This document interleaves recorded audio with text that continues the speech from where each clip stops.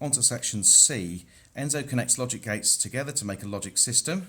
So the signal G is actually controlling that shaded segment there. I know the diagram looks like it's controlling the middle one because it looks like it's attached, but actually it's not. It's controlling that one. It says so in the information in here. And so you want to work out the rest of this truth table.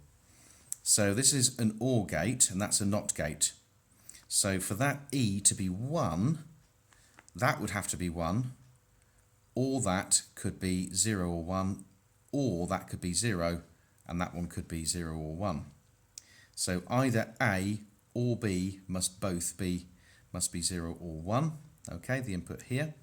So if A is 0 and B is 0, the output there, because it goes to a NOT gate, is therefore 1.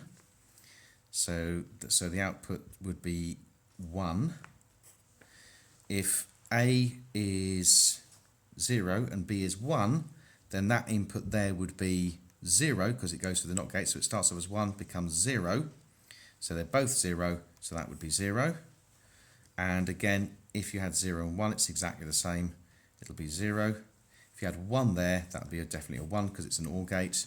So that's that one done. F is an OR gate, so it's when C or D or both are 1. There's no NOT gate in there to complicate it. So if we look at C and D, so there C and D are both 1, so that's going to be 1. That's going to be 0. That's going to be 1. That's going to be 1 because one of them is 1. It's easy enough. And then G, we can ignore that now. G is the output of another OR gate. So that they're both 1, so the output's 1. They're both 0, so the output's 0. There's a 1 there, so the output's 1. And they're both 1, so the output's 1. It's relatively simple. You basically, if you get if you get one of those right, you can get 2 marks on the 6-mark question. If you get 2 of those right, that's an automatic 4 marks pretty much, as long as you've then explained a little bit about the logic system. So it says complete Enzo's truth table, just done it, and use it to describe how his logic system is used to display a segment of the numbers. So logic gates use 1s and 0s. That's the obvious bit. Use 1s and 0s. Okay, now if they're 1s and 0s, so we say that if G is 1, then the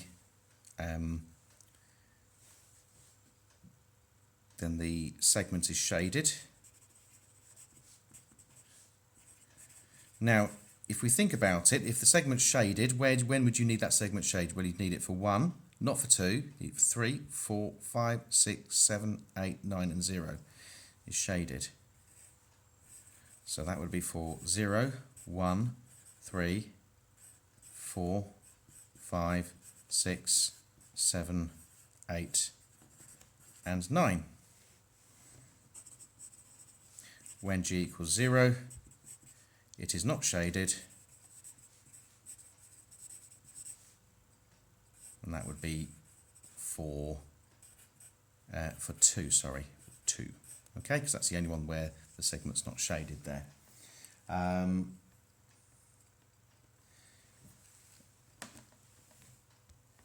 The last bit is to then describe exactly what the circuit's doing. So basically you're describing it's a logic circuit.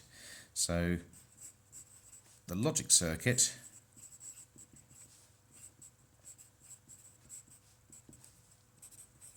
uses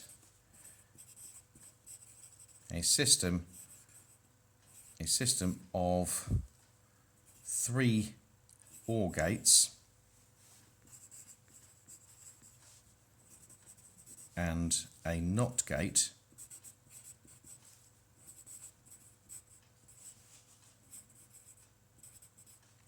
to turn, well, what you could do here, you could be very, very sort of nerdy and computery. The actual term to use is the idea that you can actually have a 4-bit binary number, okay?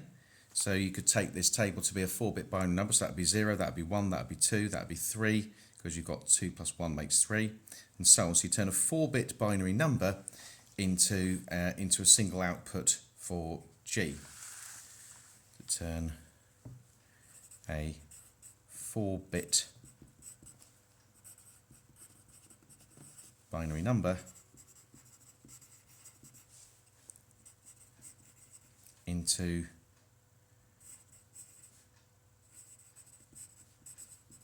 the output for G, and that would probably just about it. That would probably be just about enough to get the marks there.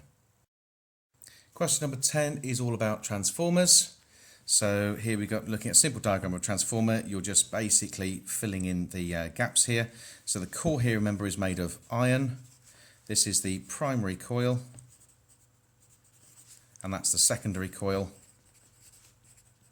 And the bit that everyone gets wrong is as you've got to kind of guess a little bit. You're told how many turns there are. You can sort of see it from the sides of the coils as well, which means it's a diagram of a step-down transformer. Okay, it's pretty simple. It then says complete the full. So I've completed the full labels on the diagram. The input voltage is 10,000 volts. Calculate the output. Well, you've got the ratio of number of turns, so it's the same ratios of the voltage.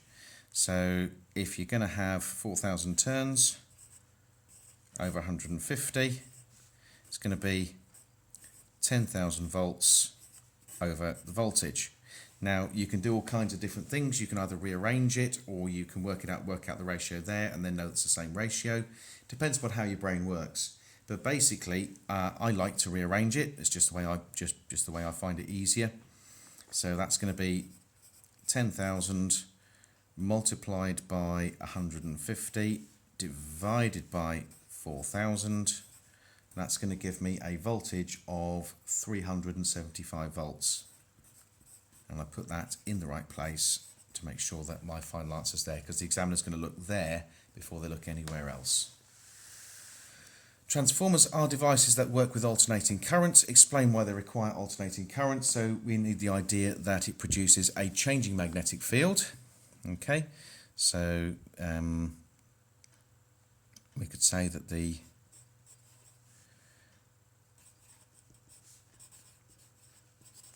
coil produces a changing magnetic field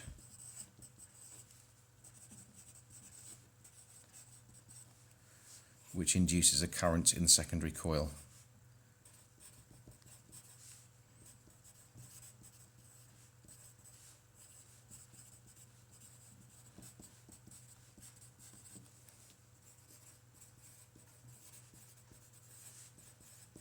That's it. That's as easy as that. Isolating transformers are important technological advance. How have these improved safety? Well, what they do is they reduce the chance of electric shock.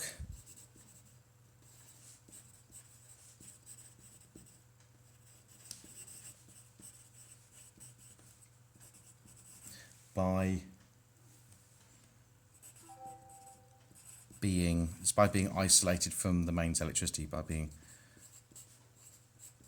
isolated from mains, and that's it. That's easy enough. On to question number 11. This is about an NPN transformer. Transistor, which is a basic building block of electronic components. So you're basically just using the currents going into the collector and base. You add them together to calculate the current coming out of the emitter. It's a standard formula. So that one's 82, 4 and 100 is 104, and 120 plus 8 is 128. That's not too difficult. The harder bit comes over here when you're looking at the sizes of the currents IB and IC. In general, how is IB different to IC? Well, the base current is significantly lower than the collector current. So that's all you say. It only wants one sort of comment. It wants it to be very, very general. So IB is much less than IC, and that gives you the comparison between the different currents. The next part says explain the difference. So it's the idea that the base current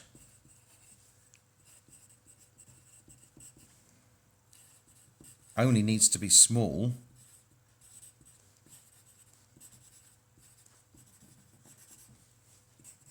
to switch on the collector current.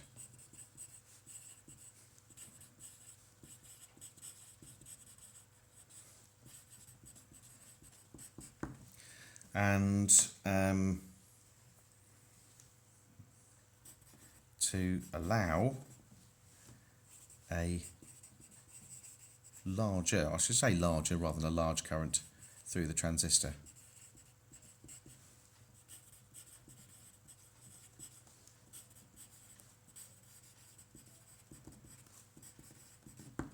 And that's a good answer for that one. On to part C. This one's all about sort of robotics and just sort of the advantages and disadvantages of robotics. So basically it says Baxter can carry repetitive tasks in manufacturing, can work alongside humans. Baxter is able to sense and react to its environment. Its developers say it has common sense. Society needs to make choices about the acceptable use of new technologies such as Baxter. Write about the advantages and disadvantages of Baxter. It's very tempting to start thinking about sort of sci-fi films and stuff like that, but they just want a very, very simple answer here. So the advantages of Baxter are, well, it never needs a holiday.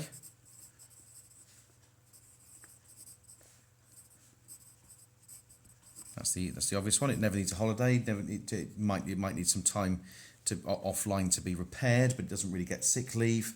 We can also say that it can do intricate jobs.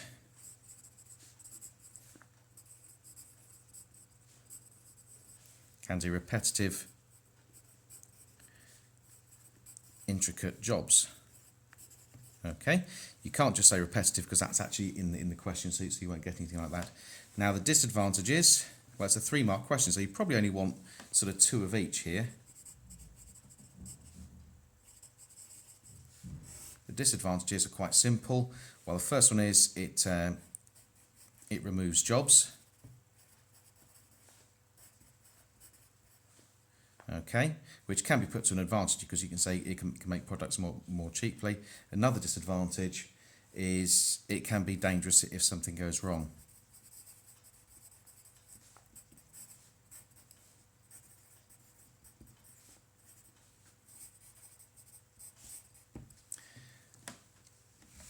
On to question number 12. Question number 12 is all about a motor.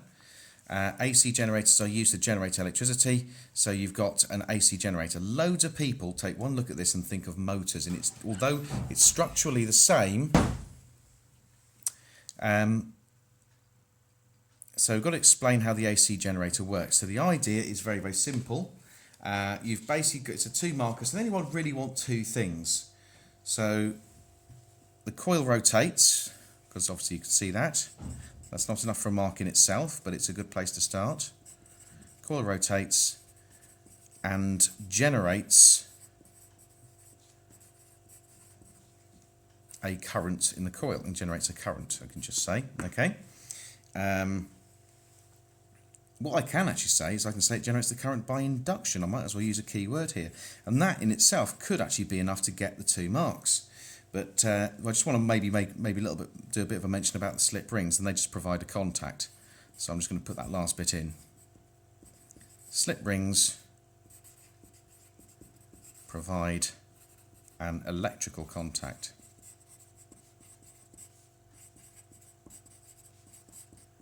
There we go, and that should do it. On to part B. Okay, it says look at the diagram. So you've got the output from a generator. It's producing this line here. It's producing. There's another sort of trace there. It says graph A shows the output from this small AC generator. So that's the current out. That's the normal output. And then it says the generator can also produce the output shown by B, which is the solid line. Loads of candidates, because normally B would be sort of represented by the dotted line and A would be the solid line. Loads of candidates got this one wrong in the real exam because they got the 2 mixed up. It says suggest what changes are needed to produce the output shown by graph B. So graph B has got a smaller amplitude, so it's either weaker magnets or being it's either weaker magnets or fewer coils. So I'm going to go for the easiest one to start off with, which is using weaker magnets. Now you could also say fewer turns in the coil, but really they want something that actually produces the change in frequency as well. You can see that it's one cycle or one rotation is much quicker than it was for A, so it's got to, but it's also got to be turned faster. And that's basically it. Right, this last question, number 13, is actually section D, which is a data analysis question. Data analysis questions require fairly minimal knowledge of actual physics and much more knowledge of numeracy. So it says here, somebody's research has shown that the average person has a hearing range from 20 Hz to 20,000 Hz. Renee tests the hearing range from a group of people. Look at the data she collects. So I have a quick look at the data. They're all 16 years of age. Some of them have got higher and lower ranges. Some of them have got higher and lower ends of their hearing, and the upper limits again they're higher and lower. There's a bit of variety, and therefore it creates a difference in frequency ranges. Now it says Renee's original research shows a lower frequency limit of human hearing of 20 Hz. The data she collects shows an average lower frequency limit of 19.2 Hz. Suggests reasons for this difference. Now this is 3 marks, so the first point to make, I guess, is the fact that she's not really collected from a lot of people, so it's a very, very small sample. Okay, so it's a small sample, and they're also not representative of the population.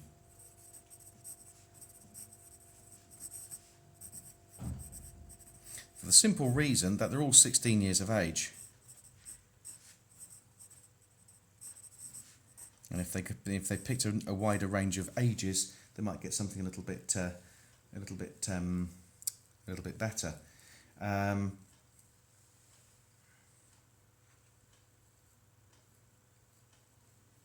And she could also have taken unreliable measurements. Oops.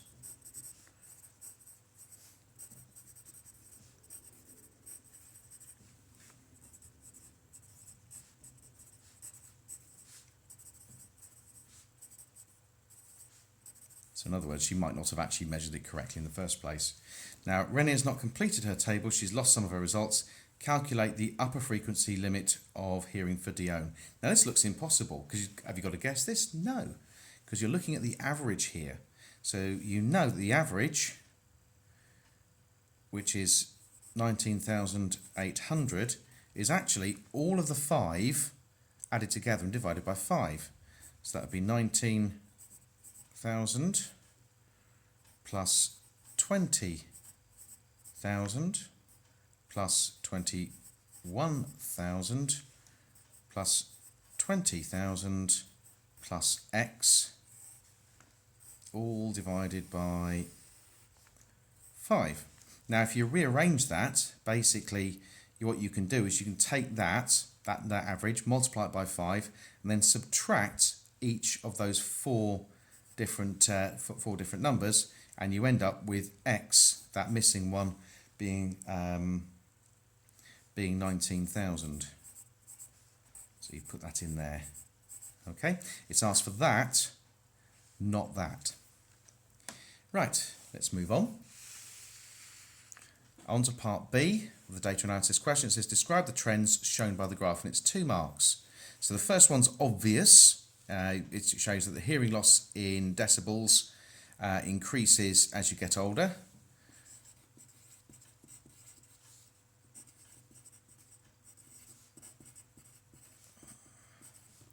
I think a lot of people get very, very confused because that graph has got a weird sort of reversed axis. So it's got a greater hearing loss in decibels, okay? But that's worth 1 mark, so what's the second mark? Well, the second mark is for comparing the different frequencies.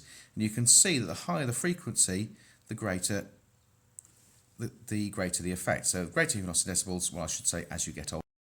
As you get older. And so the greater the hearing loss you get older, and the effect is more pronounced. The effect is stronger or more pronounced for for high frequencies.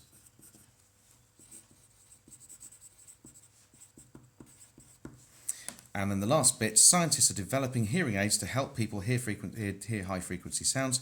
These hearing aids detect sounds at 6,000 Hz and above and change them to sounds half of that frequency. 60-year-olds have...